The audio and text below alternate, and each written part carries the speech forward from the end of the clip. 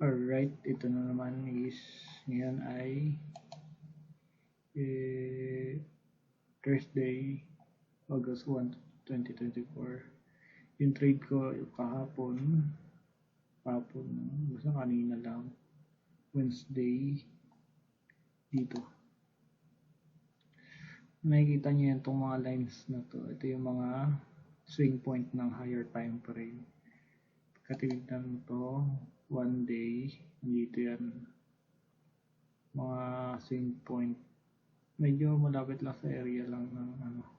Pero pagka hindi masyadong malayo pa, 4 hours. Ayan dito, swing point. Ayan, kaya nilagyan ko. Swing point. Nasaan yung area, yun ang mga area. Ito may swing point dito. Yun. Ngayon dito ako sa trading ko sa Wednesday.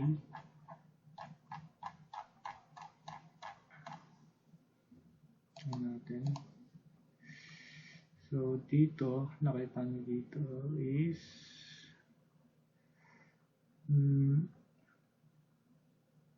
8,270. Bali dito ako nakabili. 8,270 ito. Yan, dito. Ang bias ko dito is ito, selling. Bale dito, ito yung price kanina niya. Ito. Selling yan kasi pabagsak siya. Bakit ako dito, mula dito sa high, mula sa low, dito. Ngayon, hindi ko maintindihan kasi medyo lumalagpas na yung area. Kasi ang oras niya kanina ng ganito lumalagpas na siya. Dito sa area ng buying. Sabi ko, hindi muna ako dyan. Ano ko sa pinaka mataas. Dito sa area na to. Baka sakali. Ayun, tapos ano yan. Yan, nagkaroon ng confluence dito. Dalawa nga confluence dito Dito. Ayan, dyan ako nag-buy. Una kong buy is dito, talo.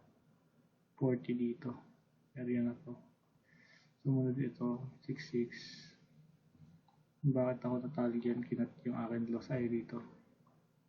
Loss. Then yung pangatlo is 70 dito. So, the area na to. Ito 70. Yan. Itong area 70. 8 to 70. Nagsala ko dito at bumaba siya. Yung TP ko banda dito. Ito. Bali mula dito 70. Yan. Dito 233 pips. Sayang hindi tinamaan. Ilang pips na lang. Puro mga 20 pips na lang. Makain na sana. Kung dito lang ako nag-TP.